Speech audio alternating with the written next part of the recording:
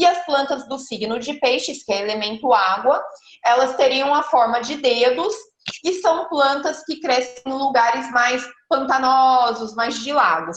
Então imagina que doideira, em pleno século XV, Paracelso fazendo essa relação de plantas, planetas e partes do corpo humano e elementos, né? E ele deixou aí um grande legado e um material muito vasto, né, para quem se interessa, né, nesse olhar mais holístico, mais de botânica oculta. Quando a gente pensa na antiguidade, né, a gente vê uma astrologia de uma forma muito o que a gente chama da astrologia clássica, né? Porque ainda não se tinha descoberto Urano, Netuno e Plutão. Então, a astrologia clássica, ela fala muito dos 7 planetas. Então, considerando, né, que Sol e Lua é considerado um planeta na astrologia, a gente foca muito esse olhar no Sol, Lua, Mercúrio, Vênus, Marte, Júpiter, Saturno. Por quê? Urano, Netuno e Plutão só foram descobertos no século XIX, né, depois que descobriram-se o telescópio. Então, quando a gente pensa a nível de classificação septenária ou planetária, septenária, então, porque seriam esses 7 planetas, né? Paracelso, ele traz a relação também, né, do planeta com relação a alguns aspectos da planta.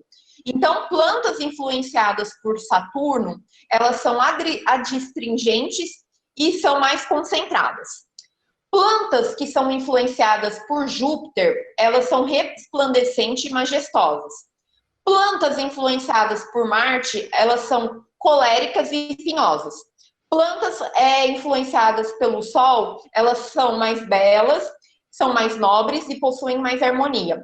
Plantas relacionadas a Vênus, elas são mais belas e são mais suaves. Plantas relacionadas a Mercúrio, ele não determinou. E plantas relacionadas à Lua, elas têm um aspecto até mesmo de uma certa estranheza e melancolia.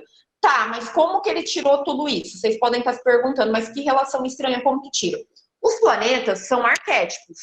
Então, quando a gente pensa em planeta, a gente pensa numa linguagem arquetípica, ou seja, através de simbologias, né? Então, por que Júpiter, né, por exemplo, ele associou com resplandecente e majestoso? Porque as características de Júpiter é de abundância, é de conhecimento, de crescimento, é de expansão, é o arquétipo de Júpiter. Isso tanto plantas quanto para pessoas, né? A gente está mais focado agora nesse momento, né, falando de plantas. Então, Júpiter, ele vai reger os frutos, né? Justamente por essa energia de crescimento, de expansão. Então, lembrar que essa relação está associada a uma linguagem arquetípica, simbológica dos planetas, tá?